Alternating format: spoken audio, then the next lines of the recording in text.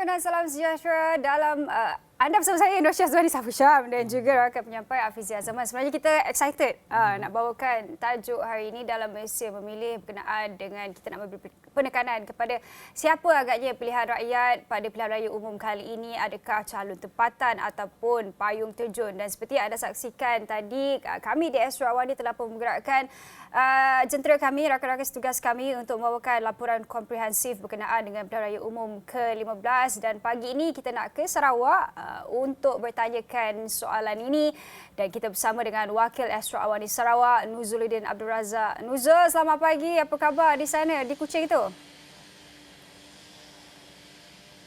Waalaikumsalam, sihat Wani. Nuzul, okey, pertama sekali soalan yang kita nak ajukan sebagai wakil di Sarawak itu, bagaimana agaknya keadaan Bahang menjelang pilihan raya umum nanti ketika ini dan apa agaknya cakap-cakap setakat laporan yang Nuzul terima?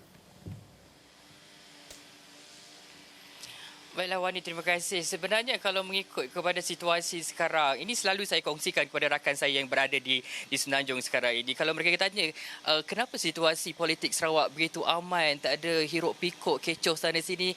Kalau realitinya sebenarnya memang di sini sangat aman walaupun kita tahu komposisi gabungan Parti Sarawak yang akan bertanding di 31 kerusi parlimen itu cukup banyak sebenarnya. Itu memberikan suasana yang cukup gamat, tetapi kita melihat kepada bagaimana reaksi wakil-wakil rakyat ataupun penyandang daripada GPS dan juga pembangkang, komponen-komponen pembangkang di negeri Sarawak ini melayan para media. Tetapi Alhamdulillah setakat ini apa yang berlaku, kami di Bumi Kecailang ini akan melakukan liputan bukan sahaja di selatan Sarawak tetapi juga di wilayah tengah dan utara, di Limbang, Lawas dan di beberapa kawasan parlimen yang akan dinyatakan dalam kertas sebagai kerusi-kerusi hangat, antaranya kerusi di Parlimen Puncak Borneo, Selangau, kerusi Miri yang kini menjadi satu-satunya kerusi yang dipegang oleh Wakil Parti Keadilan Rakyat atau PKR, Datuk Michael Teo, dan kali kami akan fokus kepada beberapa kawasan khususnya.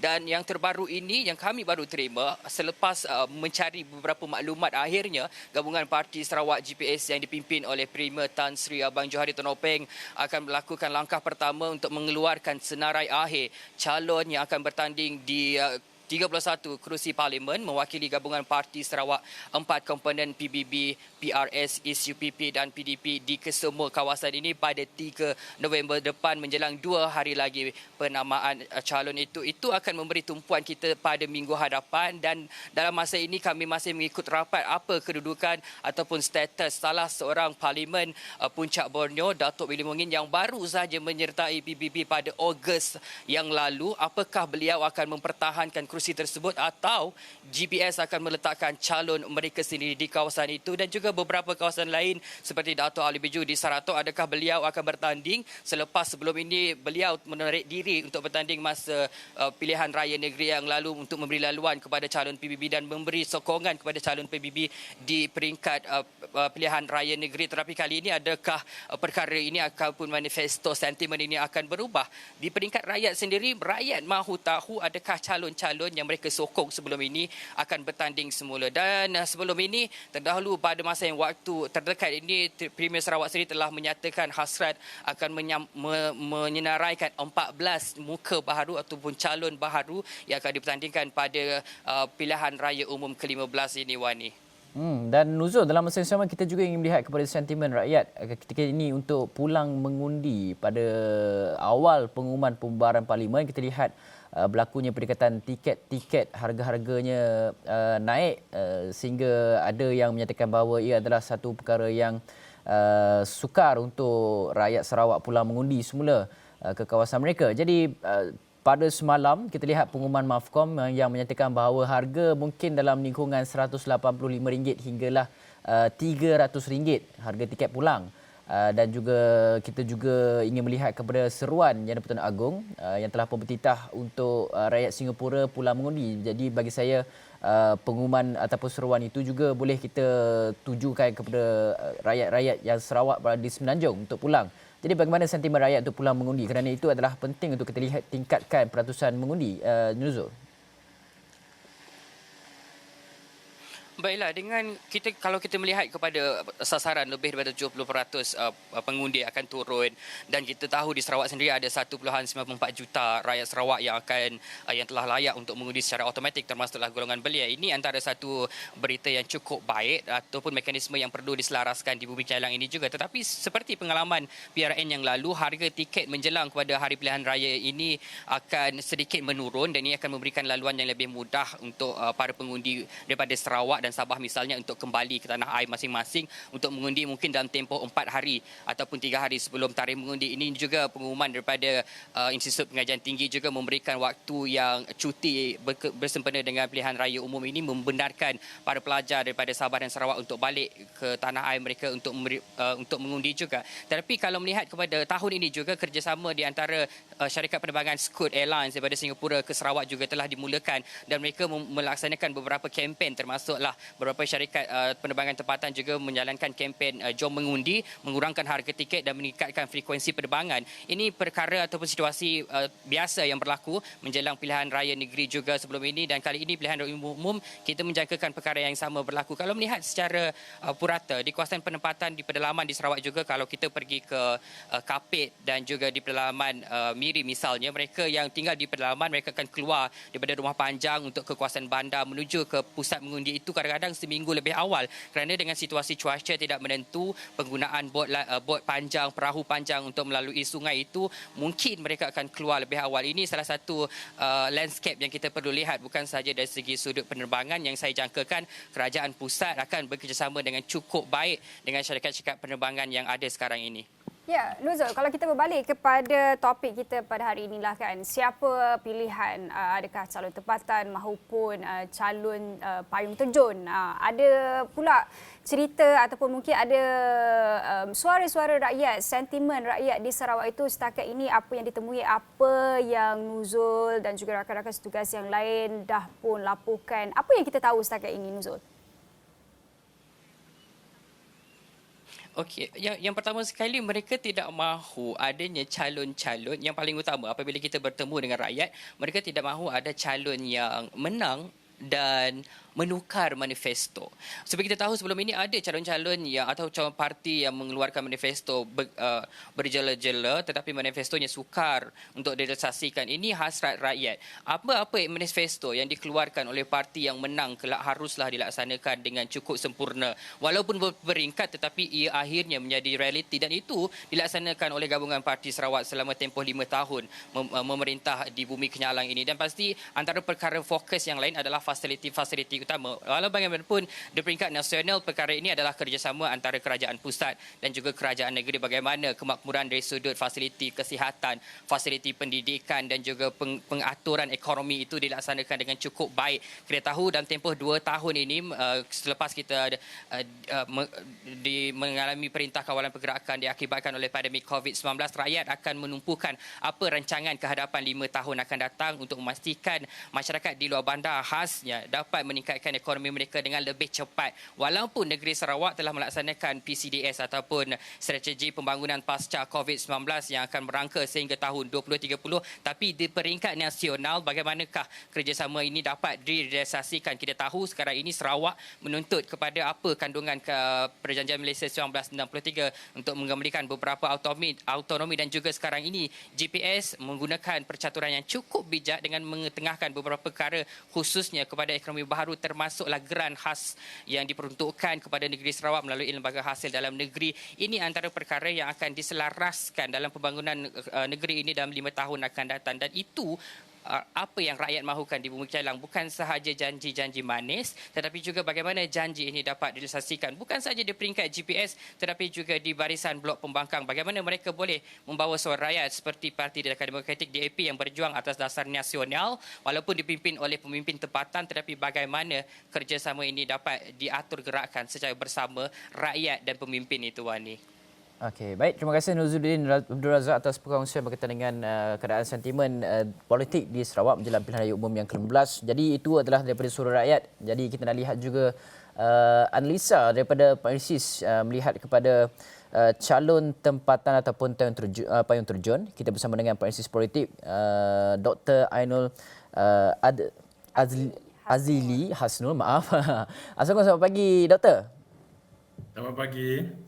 Doktor, pertama sekali melihat kepada apa yang rakyat mahukan berdasarkan kajian lidik kami, rata-rata mahukan calon baharu dan kita juga lihat bagaimana strategi parti-parti politik, ada yang mempertaruhkan 70% muka baharu.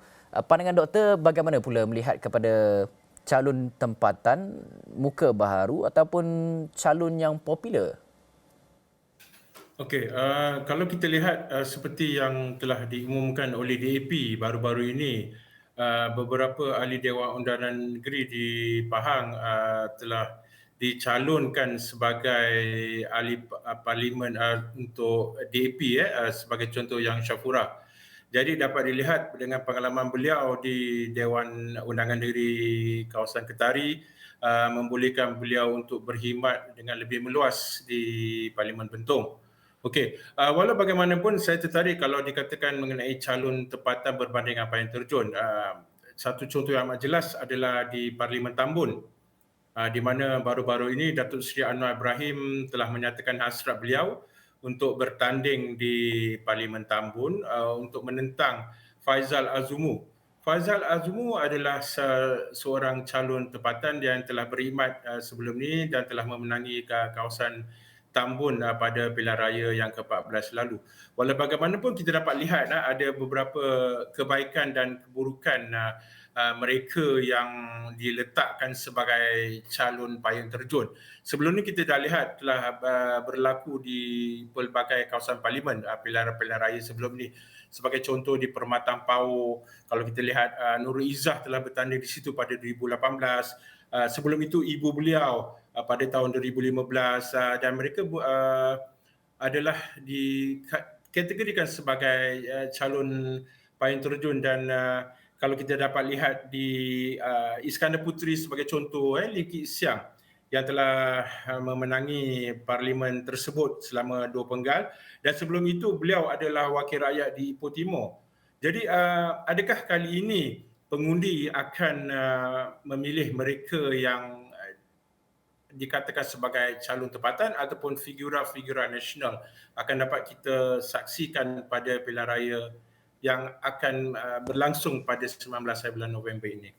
Ya, Dr. Ainul, itu mungkin apa yang secara dasarnya lah. Tapi apabila wartawan kami, rakan setugas kami pergi ke lapangan, menemui rakyat sendiri dan nyatakan apa sebenarnya yang mereka mahukan, adakah calon baharu ataupun mungkin calon payung terjun ini, ada juga yang berpendapat bahawa mereka tak kisah pun siapa sebenarnya calon yang dipertaruhkan. Cumanya apa yang mereka mahukan adalah calon yang prihatin, bekerja kuat dan juga sentiasa turun padang. Bagaimana Dr. Ainul melihat cabaran ini buat parti-parti politik yang mungkin akan mempertaruhkan tak kiralah calon lama maupun calon baru?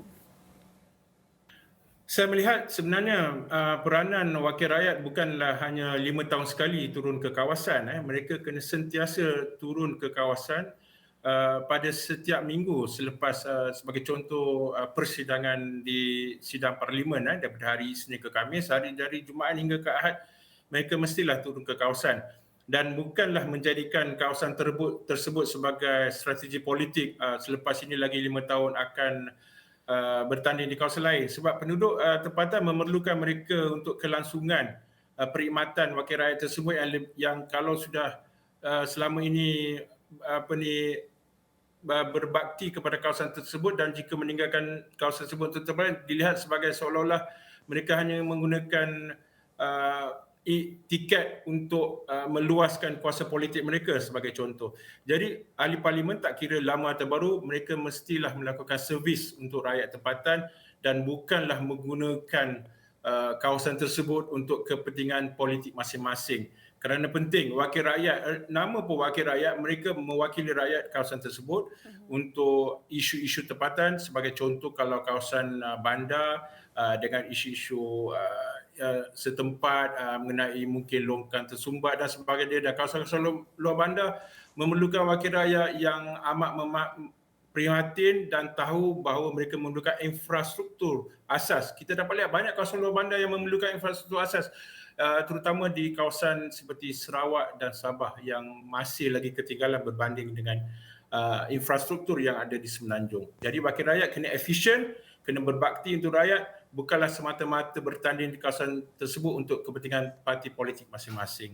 Okey, baik. Banyak lagi kita nak bincangkan bersama dengan Dr. Ainul, tapi kita perlu berhenti rehat dulu seketika, kembali selepas ini.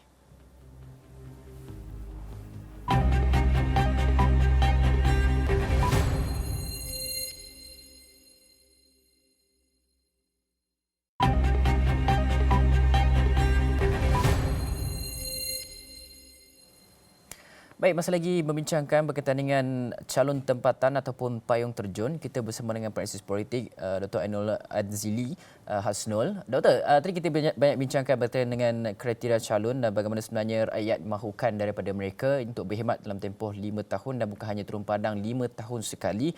Tapi kita juga ingin melihat kepada beberapa strategi yang kita lihat percaturan beberapa parti yang setakat ini kita lihat banyak yang bertukar parlimen.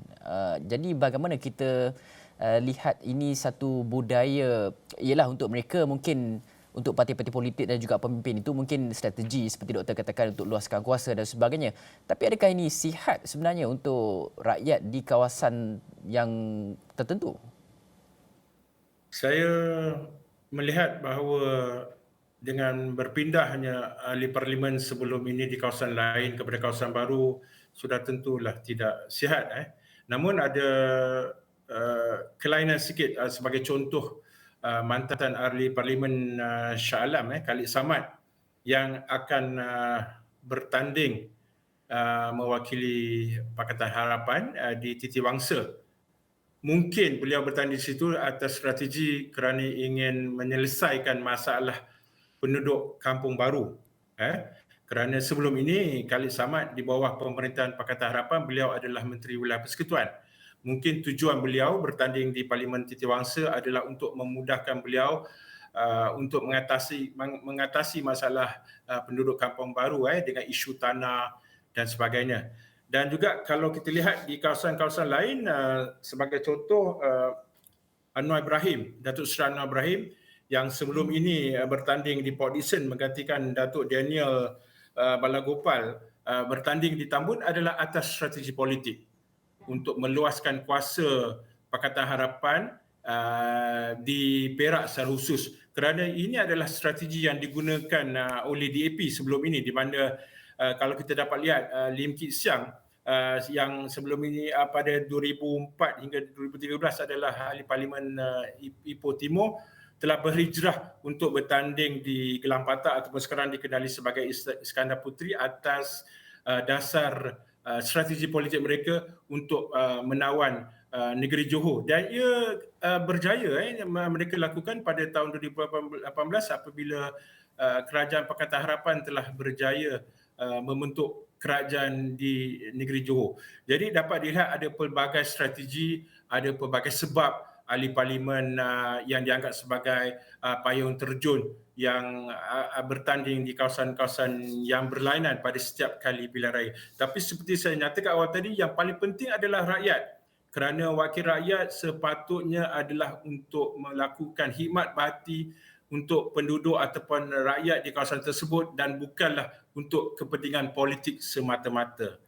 Jadi wakil rakyat harus sedar. Dan pada pilihan raya kali ini saya berharap agar wakil rakyat akan dapat melaksanakan tugas bukan semata-mata atas dasar politik tetapi atas kepentingan bersama terutama penduduk di kawasan yang mereka wakili. Dan doktor, dalam masa yang sama kita juga melihat kepada tempoh kalau kita lihat sekarang wakil rakyat tiada tempoh langsung untuk mereka berkhidmat sepanjang mana mereka bertanding. Kalau menang mereka boleh berkhidmat. Dan paling lama saya rasa Tengku Razaleh lah kot, kuli kan. Dan dalam masa yang sama, macam mana sebenarnya kalau kita saksikan bahawa jika suatu tempoh itu mungkin adakah boleh kita hadkan, adakah ini sihat sebenarnya untuk kita lakukan, sebab kita berbincang tentang kuasa Perdana Menteri itu perlu dihadkan kepada dua penggal. Kita juga melihat kepada agensi-agensi awam, polis, guru dan agensi penguatkuasa lah kebanyakannya yang sememangnya tak boleh berkhidmat lama untuk satu kawasan sebab takut ada keterisan, salah guna kuasa dan sebagainya. Jadi kita menghadkan kuasa-kuasa tertentu, tapi kenapa tidak untuk wakil rakyat? Kerana mereka jika lebih tahu tentang isu-isu berkaitan dengan rasuah dan sebagainya, sukarlah untuk kita nak alihkan perhatian tersebut, isu-isu tersebut daripada wakil-wakil rakyat. Jadi pandangan doktor macam mana berkaitan dengan adakah keperluan untuk kita hadkan kuasa beberapa penggal untuk wakil rakyat bertanding dan sebagainya, doktor? Ya, unik kalau kita katakan tentang wakil rakyat yang lama memberikan khidmat di kawasan-kawasan tertentu seperti Tunku Razali yang selama ini adalah ahli parlimen Gua Musang. Sebagai contoh lain, Tun Dr. Mahathir sebelumnya adalah ahli parlimen Kota Star, kemudian menjadi ahli parlimen Kubang Pasu dan akhirnya Langkawi. Jadi secara idealisnya saya nampak wakil rakyat pada masa kini dalam dunia yang sudah menjadi lebih meluas dengan global dan sebagainya, saya merasakan wakil rakyat secara ideal berkhidmat sekurang-kurangnya 2 penggal sahaja. Betul akan berlaku ketirisan dan salah guna kuasa jika mereka dianggap sebagai raja di kawasan parlimen mereka. Jadi kalau mereka berkhidmat selama 2 penggal, banyak yang boleh dilakukan dalam tempoh 10 tahun, iaitu 2 penggal. Dan ini adalah bagus dalam sistem amalan demokrasi di negara kita dan juga memberi peluang pada muka-muka baru untuk meneruskan khidmat bakti ahli parlimen yang sudah dianggap sebagai veteran. Seperti mana yang disyorkan bahawa Perdana Menteri memegang tampuk sebagai Perdana Menteri hanyalah selama 2 penggal, ia haruslah juga dilaksanakan terhadap ahli-ahli parlimen seboleh-bolehnya setakat 2 penggal dan berilah peluang kepada orang lain untuk meneruskan khidmat di kawasan masing-masing. Dr. Ainul, itu kalau kita melihat kepada tempoh mereka berkhidmat. Tapi ada lagi satu persoalan yang menjadi perbualan ketika ini adalah persaingan di kerusi-kerusi yang disandang oleh ahli-ahli parlimen yang bertindak lompat parti pasca PRU 14. Melihat kepada situasi tersebut, bagaimana, apa agaknya pendapat Dr. Ainul melihat kepada kewajaran mereka ini bertanding semula di kawasan tersebut? Rakyat yang telah memilih mereka atas dasar ataupun atas kapasiti parti sudah tentu merasakan mereka dikhianat. Namun sebelum berlakunya akta anti lompat parti, mereka tetap ahli parlimen di kawasan tersebut. Okey, jadi mereka tentulah melakukan servis kepada rakyat di kawasan masing-masing. Namun dengan akta anti lompat parti yang akan digunakan pakai pada pilihan raya kali ini, dilihat bahawa ahli-ahli parlimen yang akan dipilih sudah tentu akan tetap setia dengan parti mereka. Yang penting mereka melakukan servis ataupun perkhidmatan kepada rakyat, tidak kira mereka parti mana.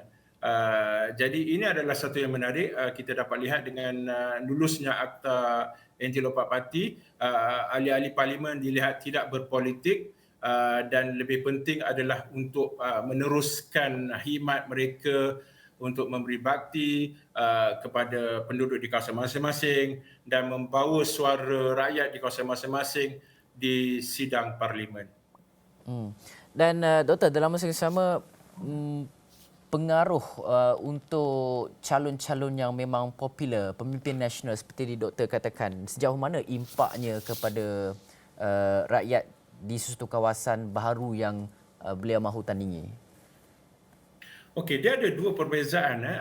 Ahli politik yang popular, mereka jika bertanding di kawasan baru, sudah tentu populariti mereka itu menjadi antara faktor kemenangan mereka kelak. Sebagai contoh, saya tidak melihat ada masalah untuk Datuk Seri Anwar Ibrahim bertanding di Tambun. Tapi adakah beliau akan melaksanakan tugas yang baik sebagai wakil rakyat di Parlimen Tambun kelak? Itu hanya akan dapat dilihat selepas berakhirnya pilihan raya ini. Jadi bagi saya, sudah tentu adalah satu bonus kepada ahli parlimen yang popular bertanding di kawasan mana pun mereka akan menang. Tetapi adakah mereka akan melakukan servis kepada penduduk di kawasan tersebut? Jadi sudah tentu ahli parlimen tersebut kena ada inisiatif untuk memastikan beliau bertanding bukanlah semata-mata untuk memenangkan parti mereka, tetapi mereka bertanding adalah untuk, macam saya nyatakan beberapa kali sebelum ini, untuk serve the people ataupun untuk menjadi wakil rakyat yang mewakili rakyat di parlimen nanti. Doktor, ramai penanalisis yang melihat mereka sukar untuk baca keputusan pilihan raya umum yang ke-15 sebab ada separuh daripada 11 juta tambah sampai 21 juta, kemudian kita ada 5 juta pengundi baru dan sebagainya. Doktor macam mana melihat kepada PRU yang ke-15 ini? Doktor boleh berikan gambaran-gambaran yang berdasarkan pemerhatian doktor sendiri? Okey, kalau kita lihat data empirical di pilihan raya negeri Johor dan Melaka, tidak boleh dijadikan kayu ukur untuk pilihan raya kali ini, pilihan raya umum. Kerana di Johor dan Melaka peratusan pengundi yang keluar adalah rendah. Dan pada kali ini dengan adanya undi 18 dan pengundi secara automatik, sukar untuk kita dapat melihat pola pengundian pada kali ini. Namun ada sedikit kelebihan kepada kerajaan yang memerintah sebelum bubarnya parlimen. Sedikit kelebihan, tetapi saya dapat lihat kemungkinan tidak ada parti politik yang dapat majoriti mudah dan kemungkinan akan berlakunya satu kerajaan campuran untuk memastikan sekurang-kurangnya mendapat majoriti 1/2 ataupun 112 kerusi yang diperlukan untuk membentuk satu kerajaan. Oleh yang sedemikian, kali ini amat menarik untuk kita lihat adakah pengundi-pengundi baru yang berumur 18 ni merasa teruja untuk mengundi kali pertama, dan kita dapat lihat dalam media sosial begitu banyak yang dilakukan oleh pemimpin-pemimpin politik untuk menarik pengundi muda, terutamanya dalam TikTok, Facebook, Instagram dan sebagainya. Jadi kali ini adalah satu yang menarik, seperti yang dinatakan oleh seorang pemimpin politik sebelum ini, pilihan raya ke-15 adalah ibu kepada segala pilihan raya. Jadi saya pun amat teruja untuk melihat keputusan pilihan raya nanti pada 19 bulan November kelak. Okey, baik. Terima kasih Dr. Ainul Azili Hasnul, penanalisis politik yang bersama-sama kami tadi membincangkan tentang melihat kepada calon tempatan ataupun payung terjun, dan juga banyak dibincangkan sama-sama kita menjelang pilihan raya umum ke-15. Kami harapkan bahawa diskusi ini dapat memberi sedikit sebanyak gambaran kepada anda untuk memangkah siapa di kertas undi nanti menjadikan pemimpin di kawasan anda untuk bawakan isu-isu rakyat dan juga pembangunan di kawasan yang dipimpin nanti. Okey, itu saja untuk Malaysia Memilih 8.30 hari ini. Saya Hafizah Zaman. Saya Nur Syazwani Safushan. Terima kasih kerana menonton. Kita jumpa lagi.